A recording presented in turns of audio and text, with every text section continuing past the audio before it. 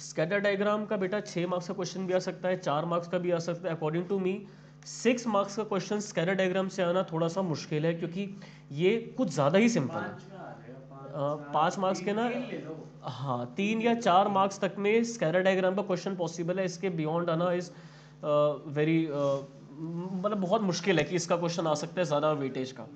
Now please look on your screens everyone. So we have 5 diagrams on the screen. One is perfect positive, one is perfect negative, one is positive, one is negative, and another is no correlation. So I will make a schedule to explain what's going on over here. So for perfect positive correlation, this is how the values will look like: price and quantity supply. अब बेटा let's suppose किसी product का price है 10 rupees, हो गया 20, हो गया फिर 30, 10 रुपीज़ से उसका प्राइस बढ़ा।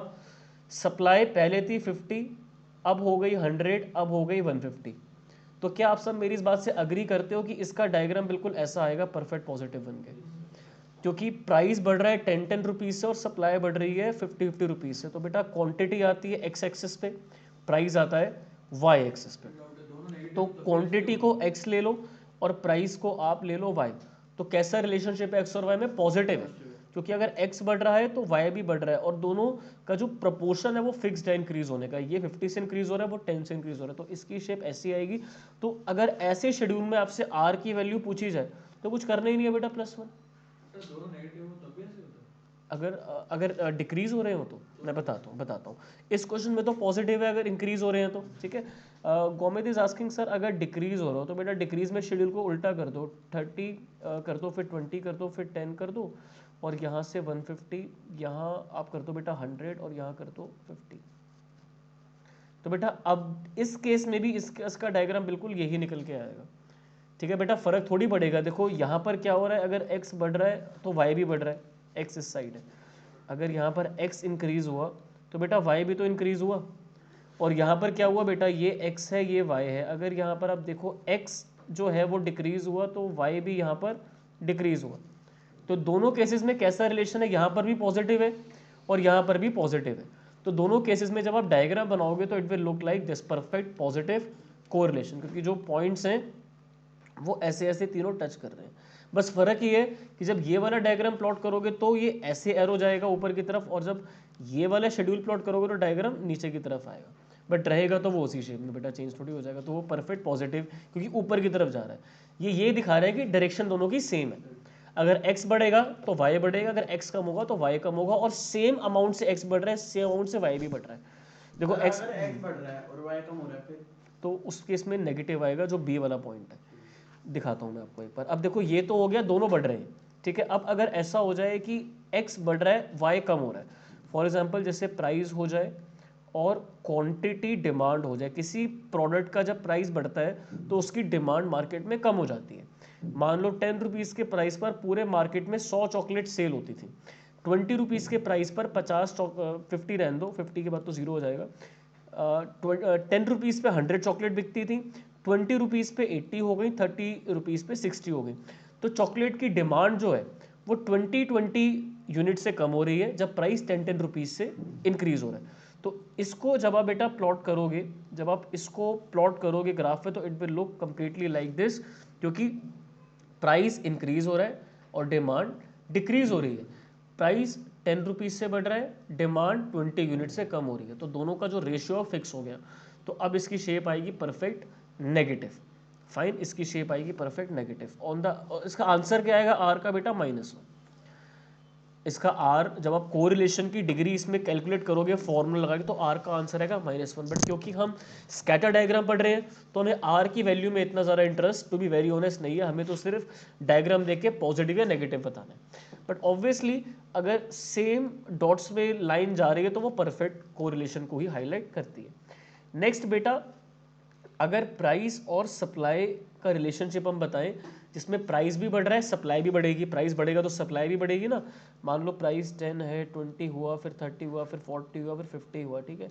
सप्लाई 100 हुई, फिर 120 हुई, फिर 150 हो गई, फिर 200 हो गई, फिर 500 हो गई। इसमें कोई कंसिस्टेंसी तो नहीं है। प्राइस बढ़ रहा है 10 रुपीज़ से, सप्लाई कुछ और ही बढ़ रही है। तो इसमें बेटा थोड़ा सा ऐसी शेप आ जाएगी, जैसे कि प्राइस अगर मैं यहाँ डाल रहा हूँ ऐसे ऐसे, सप्लाई में डाल रहा हूँ यहाँ, तो प्राइस अगर यहाँ पर है और क्वांटिटी सप्लाई यहाँ पर है, राइट, तो बेटा इतने प्राइस पर अगर इतनी सप्लाई है, इतने प्राइस पर इतनी हो गई, इतने पे इतनी हो गई, इतनी इतनी है, ठीक है। मतलब बेसिकली कहने का मतलब ये है कि सप्लाई तो बढ़ रही है, ठीक है, सप्लाई बढ़ रही है, बट सेम रेट से नहीं बढ़ रही है। कभी थोड़े से रेट से बढ़ रही है, कभी बहुत ज़्यादा रेट से बढ़ रही है।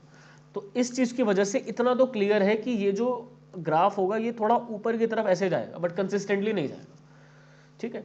तो बस इसीलिए तो मतलब ये डॉट्स तो कहीं भी आ सकती है ना, ये डॉट्स तो कहीं भी आ सकती हैं, ये डॉट्स तो कहीं भी आ सकती हैं। तो अब इससे ये पता चल रहा है कि एक्स में और वाई में कैसा रिलेशनशिप है, पॉजिटिव रिलेशनशिप है, क्योंकि अगर ये एक्स बढ़ रहा है तो वाई भी बढ़ रहा है, दोनों बढ़ रहे हैं। तो इसलिए जो इनके पॉइंट्स हैं वो ऊपर ऊपर जा रहे हैं, एक बढ़ रहा है तो दूसरा भी बढ़ रहा है, और अगर एक कम हो रहा है तो दूसरा भी कम हो रहा है, दोनों के बीच में पॉजिटिव है, तो इसका पॉजिटिव रिलेशनशिप होता है बेटा। दूसरा नेगेटिव कोरिलेशन, जैसे कि अगर मैं यहाँ पर बेटा ले लूँ डिमांड, क्वांटिटी डिमांड, और यहाँ पर बेटा मैं ले लूँ किसी चीज़ का प्राइस, तो बेटा जैसे जैसे प्राइस बढ़ता है वैसे वैसे डिमांड कम होती है, और जैसे जैसे प्राइस ऊपर जाता है वैसे वैसे डिमांड डाउन जाती है। तो इसमें बेटा जो आपके पॉइंट्स रहेंगे वो थोड़े से ऐसे रहेंगे, राइट, ये दिखाते हुए कि जैसे जैसे प्राइस नीचे जा रहे हैं वैसे वैसे डिमांड आगे जा रही है, और जैसे जैसे प्राइस ऊपर जा रहा है डिमांड वैसे वैसे पीछे आ रही है। तो इसलिए इसमें नेगेटिव कोरिलेशन होता है। आंसर इसमें -1 नहीं आएगा। क्यों -1 नहीं आएगा? क्योंकि कंसिस्टेंसी नहीं है। अगर ये जो तीनों डॉट्स हैं, अगर ऐसी डॉट्स में लाइन में ले आऊँ ऐसे, तो आर का आंसर -1 आता है, क्योंकि वो एक कंसिस्टेंसी है। बट यहाँ कंसिस्टेंसी नहीं है, बट इतना ज़रूर पता है कि डॉट्स नीचे आ रही है, तो वो नेगेटिव कोरिलेशन का एक साइन होता है। और अगर बेटा डॉट्स कोई भी कहीं पर भी आ रही है, कोई भी डॉट कहीं पर भी जा रही है, तो आर का आंसर 0 है, कोई कोरिलेशन ही नहीं है, ठीक है। अगर मैं एक्स पे लिख देता हूँ बच्चों के मार्क्स, और अगर मैं वाई पे लिख देता हूँ बच्चों का वेट, तो बेटा कोई भी मार्क्स वाले स्टूडेंट का वेट कोई भी हो सकता है, किसी भी मार्क्स वाले बच्चे का कोई भी वेट हो सकता है। तो इसलिए ये जो पॉइंट्स रहेंगे, ये कोई भी पॉइंट बेटा कहीं भी आ सकता है। दैट्स वाई इसका जो कोरिलेशन रहेगा, इसका आंसर बेटा बिल्कुल 0 निकल के आएगा, ठीक है। इसके बेटा फ़ायदे नुकसान आप लोगों को समझ में आ ही गए हैं। इसका पहला बेनिफिट ये होता है कि बहुत सिंपल है ये, क्योंकि आपको सिर्फ डायग्राम देखना और ये बताना है कि पॉजिटिव है, नेगेटिव है, परफेक्ट है या फिर 0 है। फिर बेटा इसमें आपको जस्ट देखते ही पता लग जाता है कि एक्स में और वाई में कोई रिलेशन है भी या नहीं है, क्योंकि अगर कोई डायग्राम ऐसा ऐसा बन रहा है तो कोई कोरिलेशन नहीं है एक्स में और वाई, तो इतना पता लग जाता है कि एक्स में और वाई में रिलेशन है भी या नहीं। ये भी पता लग जाता है कि रिलेशन है तो पॉजिटिव है या नेगेटिव है। अगर डॉट्स ऊपर जा रही हैं तो पॉजिटिव है, अगर डॉट्स नीचे जा रही हैं तो नेगेटिव है। फाइन, ये भी पता लग जाता है। नुकसान यही है बेटा, इसमें डीमेरिट यही है कि आप प्रीसाइज यानी कि एग्जैक्ट कोरिलेशन नहीं बता सकते, क्योंकि यहाँ पर सिर्फ इतना बता सकते हैं कि कोरिलेशन है। प्रीसाइज तभी बता पाओगे अगर +1 होगा, -1 होगा या 0 होगा। पॉजिटिव और नेगेटिव के केस में आप एग्जैक्ट कोरिलेशन की जो क्वांटिटेटिव वैल्यू है वो नहीं बता पाओगे। फाइन, नेक्स्ट बेटा डीमेरिट ये कि अप्रोक्सीमेट आइडिया मिलता है रिलेशनशिप का कि हाँ एक्स और वाई में थोड़ा बहुत रिलेशनशिप है, पॉजिटिव है चाहे नेगेटिव है, इतना ही पता लग पाता है। नेक्स्ट बेटा ये क्वांटिटेटिव मेजर नहीं है, लाइक ये नहीं बताता कि 0.10 या 0.25, 0.26 या -0.90, -0.99 डिग्री नहीं बताता कोरिलेशन की। Scatter diagram will only tell you the qualitative expression. Qualitative मतलब क्या क्वालिटी है एक्स और वाई के रिलेशनशिप की, क्या दोनों साथ में बढ़ रहे हैं, क्या दोनों साथ में कम हो रहे हैं, क्या एक बढ़ रहा है एक कम हो रहा है, क्या दोनों में कुछ रिलेशन ही नहीं है। ये 5 चीज़ें आपका स्कैटर डायग्राम आपको बताता है। फाइन, तो ये इसका डीमेरिट है। ओवरऑल फ़ायदा मैं इन शॉर्ट समराइज कर रहा हूँ। फ़ायदा ये है कि सिंपल है, डीमेरिट ये है कि कुछ मैथमेटिकल नहीं हो रहा है यहाँ पे, मतलब कोई एक हमें टूल, एक डिग्री नहीं मिल रही जिसको बेसिस पे हम ये बताएं। अगर मैं बोलता हूँ कि एक्स और वाई में रिलेशनशिप की डिग्री है 0.90, और अगर मैं बोलता हूँ ए और बी में रिलेशनशिप की डिग्री है 0.50, तो एक्स और वाई का रिलेशन ज़्यादा है क्योंकि उनकी डिग्री 0.90 है, और ए और बी का आंसर अगर 0.5 आया तो उनमें कोई इतना रिलेशन नहीं है जितना एक्स और वाई में। तो आप एनालाइज तो कर पा रहे हो, कंपेयर तो कर पा रहे हो, वो नंबर से ही पॉसिबल हो पाता है। स्कैटर डायग्राम नंबर से बात नहीं करते, वो सिर्फ आपको एक पिक्चर दिखा देंगे कि देख लो एक्स और वाई के पॉइंट्स यहाँ यहाँ आ रहे हैं, मतलब सिंपल ग्राफ ही हो गया और क्या, ग्राफ ही तो है। ग्राफ देख के आप आइडिया लगाते हो कि एक्स और वाई के बीच में रिलेशनशिप है या नहीं है, अगर है तो पॉजिटिव है या नेगेटिव है, और क्या परफेक्ट पॉजिटिव है, परफेक्ट नेगेटिव है। ठीक है, तो ये स्केलर डायग्राम के थ्रू पता लगता है। तो बस एक इलस्ट्रेशन देख लो, कुछ और नहीं करेंगे। प्राइस बढ़ रहा है किसी चीज़ का, सप्लाई बढ़ रही है। प्राइस देखो 10-10 रुपये से बढ़ रहा है, सप्लाई 25 यूनिट से बढ़ रही है कॉन्स्टेंटली। तो कैसा आंसर आएगा इसका बेटा? आर का आंसर आएगा +1। क्यों? क्योंकि प्राइस बढ़ रहा है 10-10 रुपीज़ से और सप्लाई बढ़ रही है 25 यूनिट से थ्रू आउट। तो परफेक्ट पॉजिटिव हो गया बेटा, दोनों का रेशियो फिक्स हो गया। अच्छा, अगर मैं लास्ट में 150 काट के 160 कर दूं तो क्या आर का आंसर +1 आएगा? तो कंसिस्टेंसी टूट गई। तो आर का आंसर 1 के पास जरूर आएगा। ठीक है, हाँ 0.90 से लेकर 1 के बीच में आएगा। तो very high degree of positive correlation तो है। ठीक है, बट वो फिर परफेक्ट पॉजिटिव नहीं रहेगा। इस अगर मैं क्वेश्चन को ही देखूं तो इसमें तो +1 समझ में आ रहा है क्योंकि सेम रेट चल रहा है 10 का और 25 का।